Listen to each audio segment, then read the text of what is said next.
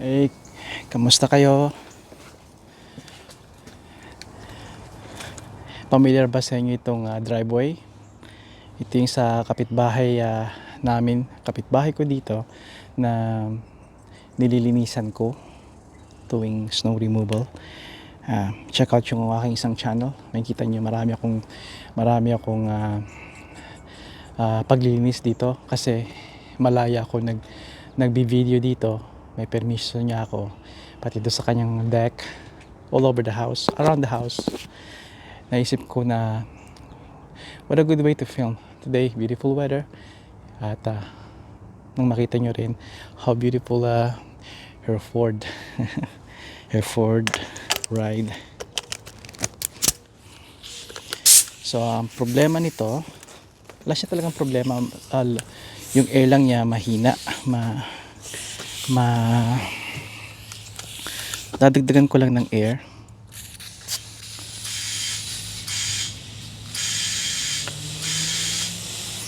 Oh, come on. I need to seal that. Itong coupling ko.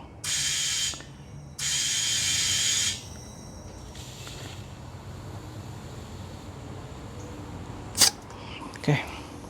Isa. Tinanggal ko na yung kanyang cap para madali. Kasi pag mahina ang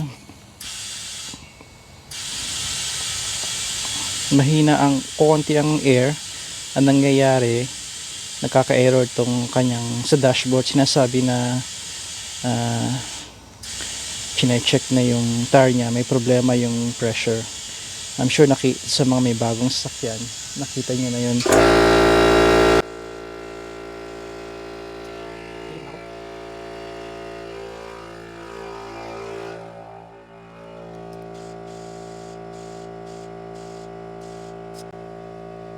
Sandali ha.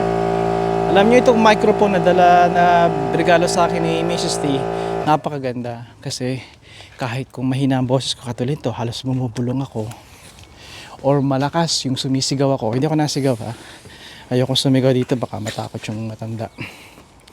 Ay yung equalize, mayroong maganda equalizer niya.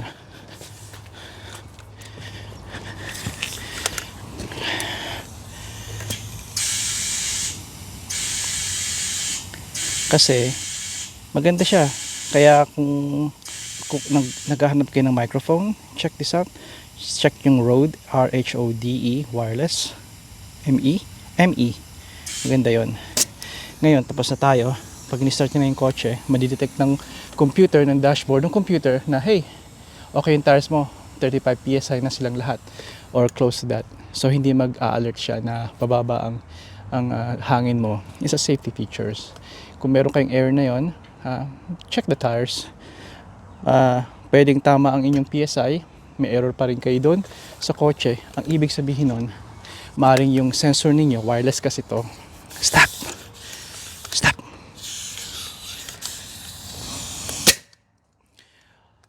Tinanggal ko na. Maingay eh. Mayroon itong may wireless tong device unit sa bawat gulong ninyo. Yun ang nagsesa ng signal, nagme-measure ng PSI at kung tama o kailangan ng hangin pa sa computer dashboard ninyo, sa computer ninyong kotse. At wireless yun, wala yung connection, just wireless. Powered yun ng battery. Ngayon kapag tama ang PSI ninyo at may nagsho-show pa rin kayo ng error, ang ibig sabihin nun, hindi na nagana yung inyong battery. Katulad ng kaso namin ngayon sa Impala. And for that, you have to change it. Ang tricky part to, nasa loob siya ng gulong, kailangan mo na espesyalista na magtatanggal nun. May mga DIY sa internet, paano tanggalin para makasave ng few bucks. I won't recommend it kung hindi kayo handy or even katulad ko na I fix cars. Syempre, may limit. I won't do that. It's just too much hassle. And I do not have the equipment, the right equipment to do that. I mean, I could do maybe isang kotse just for the sake of showing it to you, showing how it's done. Pero marami na doon, ba't ako makikisali pa sa kanila na kung paano. Napakarami na nun sa video, plus mas magagaling pa sila sa akin, kung at least karamihan. Kaya since nag-uusap tayo tungkol doon, ang advice ko, professional, dali nyo sa shop mismo, and just get it done. Ano pa ba? Naghihintay siya doon ayaw niya bumukas yung pinto kasi sabi ko magre-record ako. Ano pa ba? Yun lang. At siya nga pala, minsan alam niya tama yung kung ayaw pa rin mawala ng dashboard nyo at alam niya battery ang hindi issue, sometimes all you have to do is reset it. To reset that, well, I think it's better ipakita ko sa inyo yun kasi iba-iba ang mga procedure nun. Pero same concept, same idea, same system, how it's done, halos magkapareho. That means i-on nyo yung susi ninyo, hindi nyo i-start, just put it on position, yung sa mga accessories, right?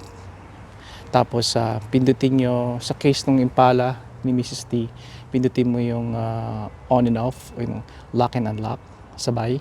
Mag-beep yun ang dalawa, pip, pip. That means it's ready to be, i-reset yung problema sa gulong ninyo. Okay?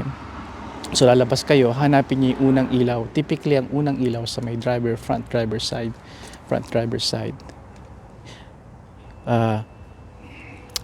Tatanggalin yung hangin ng gulong hanggang may narinig kayong beep, tigil. Hanapin yung susunod na ilaw at kadalasan yun yung sa passenger front. Ganun din, tanggalin nyo rin yung hangin nun. Habang tinatanggal ninyo, huwag nyo bibitawan yung pagtanggal ng hangin using your kuko or some kind of soft, yung hindi masyadong harsh na device, anything na little solid, diba? Pindutin niyo yung mag-release nyo yung hangin. Tapos habang nawawala yung hangin, same idea. Pag narinig yung businang gentle ng sakyan ninyo, beep, you let go. And then, doon na kayo sa isa na naman, off to the next one. Tapos hanggang makompleto yung 4 na gulong. Yung ika-4 na gulong, 2 beep nun. Habang hinihintay nyo yung beep, habang nire-release nyo yung hangin, hinihintay nyo yung beep, mag-beep ng 2. Beep, beep. Release. Reset na yon. Katapos nun, okay na.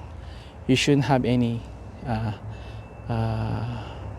na-reset na yung error na yon. Pero kailangan nyo pang gawin dahil tinanggal nyo yung hangin, mabigyan nyo ngayon ng hangin. Sa inyo, most likely 32 PSI kung kotse kayo. Pag mga ganitong sakyan, 35. Nandun yung sa driver's side ninyo, passenger, yung information. Okay. Yun lang. Ang ganda ng kotse, no? Ganda nitong Edge. Sa kasalukuyan, 51K siya. 51,000 clicks itong kotse. Walang kalawang, amoy bagong galing dealership pa. At matagal na to. Ay ilalagay ko dito kung anong year. Kasi malilimutin ako, alam niyo naman. Kaya hindi ko alam kung anong year ito. Pero may katagalan to. Mahigit 10 taon na to. Maybe 15 years. Maybe more. I'm guessing na naman. I could be wrong. Pero alam ko, matanda na siya. And it's only 51,000 clicks. May kwento to. Binili to ng kanyang asawa. And then pumanaw yung kanyang mister. Naiwan to sa kanya. Gusto niyang ibili, ibenta, at i-keep yung kanyang maliit na kotse. Pero hindi nangyari yun. Yung maliit niyang kotse na ibenta niya, itong naiwan. Hanggang ngayon, nililigawan to ng maraming mga tao, pati kamag-anak niya. At ang sabi niya sa akin, maybe in time, Lenny, sa iyo ko to ibigay. another kotse, di ba? Uh, we'll talk more about that, kung paano nagbubunga yung mga maganda pakisama nyo rito. I'll talk more about itong neighborhood na to at kung ano yung relasyon ko dito sa mga tao sa 5 kalsada dito. Would you believe, nasa 30 mahigit ang phone numbers ko ng mga tao dito. At kapag may trouble sila, kadalasan ako ang kanilang tinatawag. Walang bull yun, walang bull. And siguro enough na yung makita nyo na ako ito sa harap nyo nagsasalita at nasasabi kong alam ito ng buong kong pamilya. Alam dito ng buong neighbor. At alam ng mga kaibigan na ang channel na to. So, totoo yung mga sinasabi ko. At kung ako man ay nagsisinungaling, problema ko na yon. Dahil sisingilin ako noon balang araw. Dahil ito talaga para sa aking mga anak. And that would be a very, couldn't even think kung gano'n na magiging resulta, di ba? Kaya may mga times na kaya ako binabanggit yun. Kasi may mga bagay ako na gustong iparating sa inyo na importante, aking opinion, pero gusto kong ipadating sa inyo na magandang makisama kayo ng maayos, maging just be kind. We're not perfect, and I have some stories here rin na kasalungat ng sinasabi ko na pagiging maayos, pero sa ibang video na yon. Pero heto, pagtuon natin ito ng pansin, itong kanyang nag-isa na nga pala siya dito. At yan. It's okay. I'm just telling them how beautiful this car is. How old is this car again? I forgot. 2011. 51,000 clicks. 31. I mean 31. I'm gonna tell this to my mom. It's 31. You know what she's gonna say? She's probably gonna say, anak means son. Go and try to buy that car. I'm just kidding. Let me turn off the camera. We're done. She's all set. Thank you. And all you gotta do is turn on the car and see if there's any error that shows. But you know what? It's a smart car. We'll figure it out. Oh, let me put some air. So it should be done. Good morning, Lenny. I apologize. I should have called you to thank you for fixing my tires. When I went out the next day, the light had gone out and everything was fine. I really appreciate you rescuing me. Thanks. Talk to you later. Bye-bye.